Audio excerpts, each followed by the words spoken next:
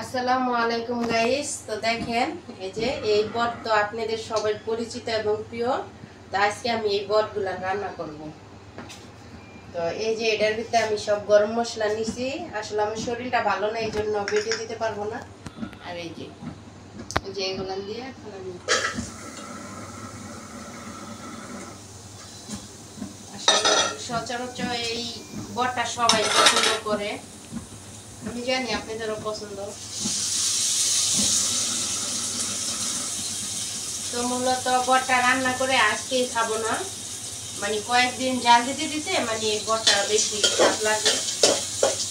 তো আপনাদের ভাইয়া এই বটটা ভীষণ পছন্দ করে অনেক। আমার আল্লাহর মতো অনেক বট আছে, তো এইগুলা নিচি রান্না করব। আমার পাশের বাসার এক ভাবি আছে, উনি বট অনেক পছন্দ করে আমার হাতে রান্না। তো গতবার খাওয়াইছিলাম, তো কালকে আসছিল, তো ভাবছি ওই ভাবিকেও কিছুটা দেবো। তা আমি বটটা রান্না করতেছি, আপনারা দেখতে থাকুন। তো আমি এই যে আদা দিয়ে দিচ্ছি, আদা একটু বেশি দিবেন পরে। লবণ দিচ্ছি,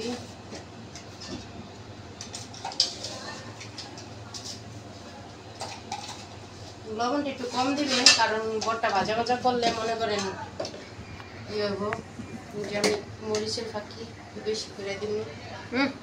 অনেক মরিচ দিয়ে ফেলছি। এই যে ধনিয়ার ফাঁকি,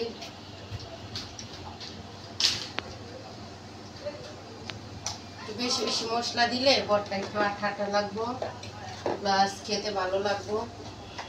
লাস্ট একটু নামানোর রাখখান একটু ম্যাগি মশলা দিবেন, সেই ভালো লাগবে। আমি সব মশলা দিয়ে দিচ্ছি, এখন আমি ডেকে দিব, কিছুক্ষণ পরে আসবো। এখন আমি দেখবো মশলাটার কালার কেমন আসছে। মাশাআল্লাহ, দারুণ একটা কালার আসছে। এই যে দেখুন, যে আমি এখন বটটি দিয়ে দেব।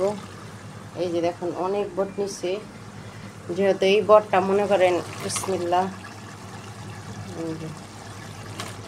তো আমি এখন বটটি একবারে ডাইলা দিয়া মনে করেন এই আমি এখন দেখব কি অবস্থা।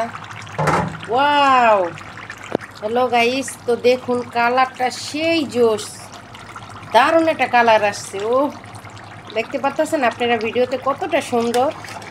এই যে দেখুন, ও তেল উঠছে অনেক। আমি আর মূলত আর পানি দিব না, এটি ভাজা ভাজা করবো। আসলে কালারটা সেই লেভেলের আসছে। আমি এখন রেখে দিব, পরে নামাবো। বাস। তো হ্যালো গাইস, ক্যামেরার একটু এদিকে আসুন আম্মু। দেখেন, তো আমার মেয়েটা দেখাইতে পারতেছে না, যেহেতু ক্যামেরা ধরছে। তো দেখেন আমার বট রান্না করা হয়ে গেছে।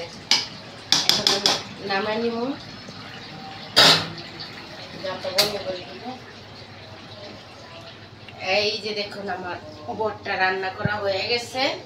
মূলত এটা 2-3 দিন জাল দিয়ে খাইলে আরো বেশি ভালো লাগবে। আমি এই উপরে থেকে তেলটা উঠিয়ে নিব। তো আমি এখন একটু খেয়ে দেখবো কেমন হয়েছে। একটা বাটি নিয়ে আসি।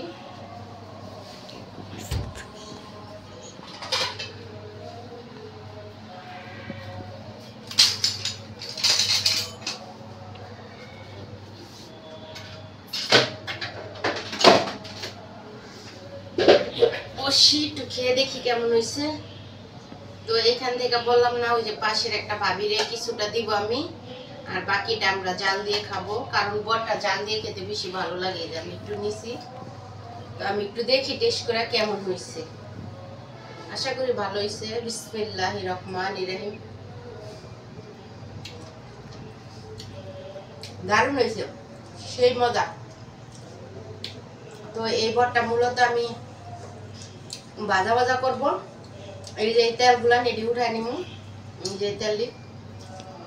তো আপনারা কে কে বট খেতে পছন্দ করেন কমেন্টে জানাবেন। তো আজকের ব্লগ ভিডিওটা এই পর্যন্তই। তো আপনারা সবাই ভালো থাকবেন। আমার ভিডিওটা যদি ভালো লাগে সাপোর্ট করে আমার পাশে থাকবেন। তো আপনারা সবাই ভালো থাকবেন। আসসালামু আলাইকুম। বট খেলে আপনারাও চলে আসুন।